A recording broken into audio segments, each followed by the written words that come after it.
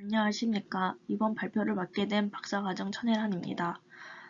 발표를 시작하기에 앞서 현재 건강이 좋지 않아 목소리의 상태가 좋지 않음을 양해 부탁드립니다. 제가 기존에는 촉각 자극과 관련된 감정이나 선호도에 대한 논문 소개를 해드렸다면 이번에는 촉감과 관련되지 않고 전반적으로 EEG를 사용한 프리퍼런스 프리딕션과 클래시피케이션에 관해 소개드리고자 합니다.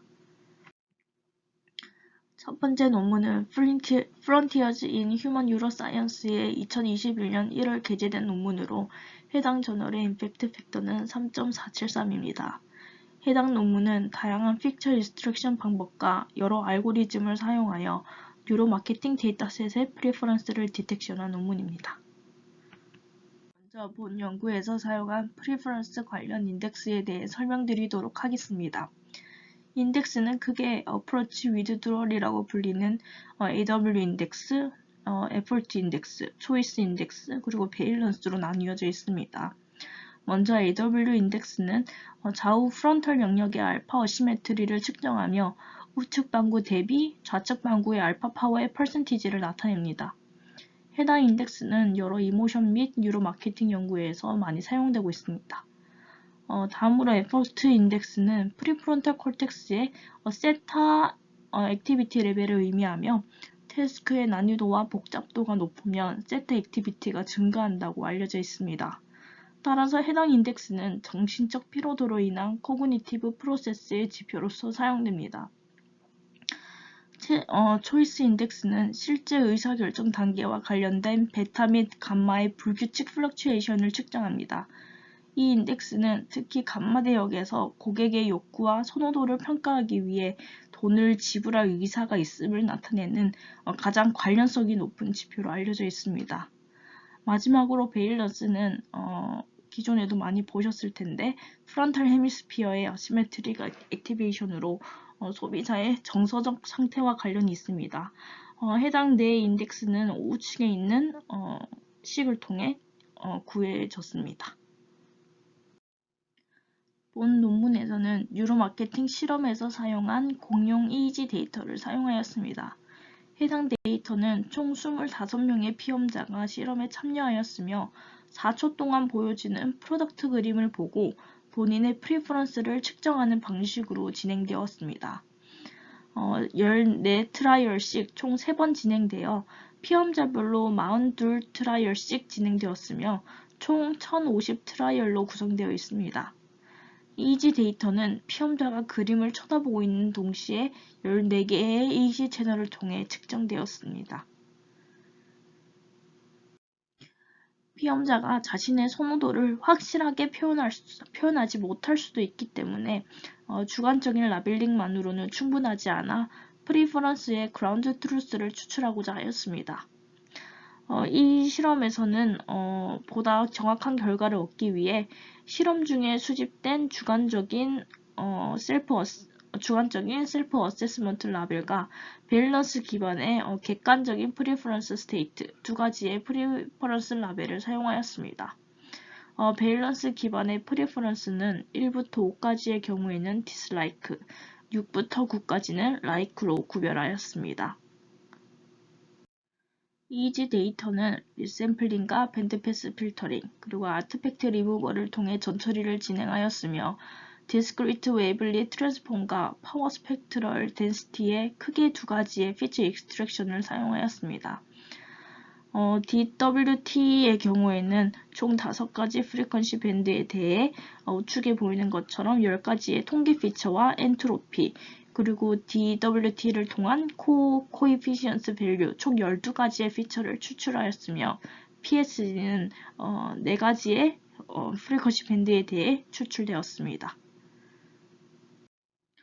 본 논문에서는 DNN 클래시파이어를 제안하고자 하였으며 KNN, SVM, 그리고 랜덤 포레스트 모델과 비교하고자 하였습니다. DNN 클래시파이어는 우측의 그림과 같이 3개의 히든 레이어로 구성되어 있으며 오버피팅을 방지하기 위해 early stop, regularization, dropout이 적용되었습니다. 레귤러리제이션에서는 노이즈가 추가되어 있는데 상대적으로 작은 데이터에서 DNN 모델에 노이즈를 추가하게 되면 정교화 효과로 인해 오버피팅을 줄일 수 있다고 합니다. 아래의 그림은 DWT와 PSD를 통해 피처 인스트럭션을 했거나 혹은 하지 않은 로우-이지 데이터를 사용한 분류 결과입니다. PSD와 DWT 기반의 피처 인스트럭션을 적용한 경우 랜덤 포레스트 알고리즘을 사용했을 때 가장 성능이 좋았으며 피처 인스트럭션을 하지 않은 로우 데이터를 사용한 경우에는 KNN 알고리즘이 가장 성능이 좋았으나 현재의 결과에는 통계 분석이 동반되지 않아 정확한 비교를 하기에는 무리가 있을 것으로 생각됩니다. 본 그림은 각각의 피처 인스트럭션 방법과 다양한 프리퍼런스 인덱스를 사용하여 이지 신호에 대한 분류 결과를 나타냅니다. 프리퍼런스 인덱스를 사용하지 않은 경우 랜덤 포레스트와 DWT 기반의 피처를 사용하였을 때 83%의 가장 높은 분류 정확도를 보였습니다. PSD 기반 피처를 사용할 때에는 KNN 및 SVM 분류기에서 베일런스 지수를 사용했을 때 80% 그리고 87%의 좀 더 향상된 정확도를 얻은 반면 랜덤 포레스트와 DNN은 모든 프리퍼런스 지수에서 93%의 최고 정확도를 달성하였으며 베일런스 지수를 사용했을 때에도 유사한 결과가 얻어졌습니다. DWT 기반 피처를 사용한 경우에는 모든 분류기에서 전체 프리퍼런스 지수를 모두 사용한 경우 최상의 결과를 얻을 수 있었습니다.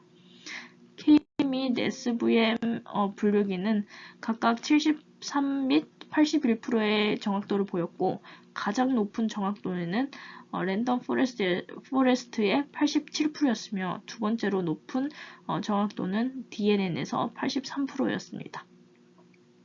본 연구에서는 뉴로마케팅 데이터셋을 사용하여 EEG 신호에서 서브젝트 프리퍼런스를 디텍팅하기 위한 DNN 모델을 제안하였습니다. 그 결과 랜덤 포레스트에서 뛰어난 성능을 보여주었고 DNN 또한 유사한 결과를 확인할 수 있었습니다. 또한 PSD 기반 피처는 DWT 기반 피처보다 프리퍼런스 디텍션에서 더 나은 성능을 얻을 수 있었고 프리퍼런스 인덱스를 결합을 하게 되면 PSD 또는 DWT 기반 피처로 더 나은 결과를 얻을 수 있다는 것 또한 확인할 수 있었습니다. 다만 통계 결과가 없어서 정확한 비교를 하기에는 어려움이 있었고 DNN 모델을 제안했다고 하였으나 기존의 머신러닝 알고리즘의 성능이 다소 좋았다는 점이 아쉬웠습니다. 두 번째 논문은 인터내셔널 저널 오브 리서치 인 마케팅의 2021년 9월 게재된 논문으로 해당 저널의 임팩트 팩터는 8.047입니다. 이 논문은 설문조사를 통한 프리퍼런스 프리딕션에 EEG 데이터를 더하게 되면 성능이 향상될 것이라는 목적을 가지고 있습니다. 본 연구에는 총 31명의 피험자가 참여하였으며 실험은 아래의 그림과 같습니다. 피험자는 무작위로 선택된 3개의 제품 광고와 3배의 코미디 극을 보는 것을 반복해서 수행을 하였는데 해당 수행은 전체 6개의 서로 다른 광고를 총 3번씩 볼 때까지 반복하였습니다. 따라서 총 18번의 광고를 보게 되며 그 후 각 제품에 대해서 설문조사를 실시합니다. 마지막으로 앞서 봤던 제품의 두 가지 제품이 화면에 나타나게 되면 그 중 하나의 제품을 고르는 태스크가 진행이 되는데 둘 중 하나의 제품을 고르게 되면 실제로 그 제품을 주어 그 효과를 극대화하고자 하였습니다. 해당 태스크는 모든 제품에 대해 진행되었으며 따라서 6개의 제품을 통해 총 15개의 제품쌍이 만들어져 그것을 총 6번 진행하였습니다. 해당 결과를 통해 피험자별 제품 선호도 순위를 구하고 광고를 시청하는 동안 수집된 이지 데이터를 사용하여 설문조사를 통해 얻은 선호도를 베이스라인으로 하여 제품에 대한 선호도를 예측하고자 하였습니다. 이지 데이터는 총 8개의 채널을 통해 측정되었으며 하이패스 필터, 너지 필터를 사용하였고 EOG 아티팩트를 제거하기 위해 ICL을 진행하였습니다. SDFT 분석을 통해 델타, 세타, 알파, 베타, 감마 대역의 파워 값을 추출하였습니다. 피처 익스트랙션으로는 평균 파워와 앞선 논문에서도 사용한 헤미스피릭 어시메트리, 그리고 한 피험자와 다른 전체 피험자의 평균 파워의 크로스 코릴레이션을 구한 인트라 서브젝트 코릴레이션 값을 사용하였습니다. 설문조사는 광고에 대한 긍정 정도, 부정 정도, 그리고 제품의 호감도, 친숙도 등 8가지 항목에 대해서 평가되었습니다. 레이블은 크게 서브젝트 랭킹과 아웃 오브 샘플 랭킹으로 나뉘는데요. 서브젝트 랭킹은 본 실험에서 진행한 피험자들의 선택에 따른 프리퍼런스 순위를 의미하며 개인별 선호도를 반영합니다. 반면에 아웃 오브 샘플 랭킹은 광고 및 제품에 대한 평균적인 일반 프리퍼런스를 반영한다는 가정하에 말 그대로 기존의 실험에 참여하지 않았던 또 다른 172명의 피험자를 동일한 실험을 통해 순위를 얻고 이를 프리딕션 레이블로 사용하여 파퓰레이션 레벨에서의 선호도를 확인하고자 하였습니다. 예측 모델로는 크게 바이너리 클래시피케이션과 멀티 클래스 클래시피케이션으로 나눌 수 있습니다. 바이너리 클래시피케이션은 SVM, 로지스틱 리그레션, 디시전 트리, KNN 등을 이용하였으며 멀티 클래스 또한 바이너리 클래시피케이션에서 사용한 모델에 대응되는 모델을 사용하였습니다. 바이너리 클래시피케이션에서는 가장 큰 선호도 차이를 보이는 랭크 1과 랭크 6 또는 선호도 차이를 거의 보이지 않는 랭크 3와 랭크 4 사이의 분류에 사용되었으며 멀티클래스 클래시피케이션은 전체 6개 랭킹을 모두 분류하는 데에 사용되었습니다. 먼저 각 제품에 대한 프리퍼런스 랭킹에 대한 결과입니다. 본 결과를 통해 캔디를 제외하고는 모두 비슷한 선호도를 보이는 것을 확인할 수 있으며 캔디만 다른 제품에 비해서 통계적으로 높은 선호도를 보이는 것을 확인할 수 있습니다. 다음은 랭킹에 따른 이지 메저의 결과입니다. 본 결과는 크게 선호도 차이가 큰 랭크 1과 랭크 6, 그리고 선호도 차이가 크지 않은 랭크 3와 랭크 4의 결과를 비교하였습니다. 본 결과에 따르면 선호도 차이가 큰 랭크 1과 랭크 6에서는 이지의 파워, 그리고 코릴레이션, 파워 어시메트리 모두에서 유의미한 차이를 확인할 수 있지만 선호도 차이가 크지 않은 랭크 3와 랭크 4 사이에서는 유의미한 결과가 관찰되지 않는다는 것을 확인할 수 있습니다. 앞선 결과를 토대로 바이너리 클래시피케이션에 대한 결과를 보게 되면 선호도 차이가 큰 랭크 1과 랭크 6의 분류 결과가 랭크 3와 랭크 4의 분류 결과에 비해 높은 것을 확인할 수 있습니다. 통계의 결과는 그래프의 점선에 해당하는 정확도와 비교를 하였는데 해당 정확도는 어느 곳에 치우치지 않도록 퍼뮤테이션을 통해 얻은 정확도로 찬스 레벨과 유사하다고 할 수 있습니다. EEG와 설문조사 결과를 모두 사용한 경우 대부분의 알고리즘에서 통계적으로 유의미한 결과를 확인할 수 있으며 반면에 선호도가 유사한 경우에는 유의미한 결과를 확인할 수가 없었습니다. 전체 6개의 랭킹 결과를 모두 확인한 그래프는 RMSE 결과를 토대로 나타내었습니다.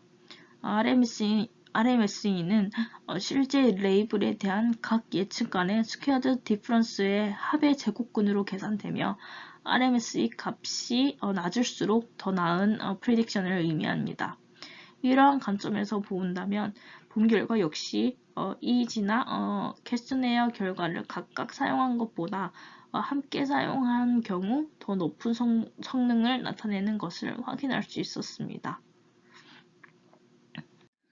실험에 참가한 피험자의 선호도를 기반으로 실험에 참가하지 않은 피험자의 선호도를 예측하게 되면 앞선 결과와 동일하게 두 데이터를 모두 사용한 경우 더 좋은 성능을 보였습니다. 본 결과를 모두 정리하게 되면 퀘스천에어를 통해 얻은 선호도와 이지 데이터를 함께 사용하여 프리퍼런스 프리딕션을 수행할 때 가장 높은 정확도를 얻을 수 있다는 것을 확인하였습니다. 첫 번째 논문에서는 일단 통계 결과가 나타나 있지 않아 알고리즘 간의 정확한 차이를 확인할 수 없었다는 점이 가장 아쉬웠고 서브젝티브 셀프 어세스먼트의 결과가 포함되지 않아서 퀘스천에어 결과를 함께 확인하였다고는 보기 어려울 것 같습니다.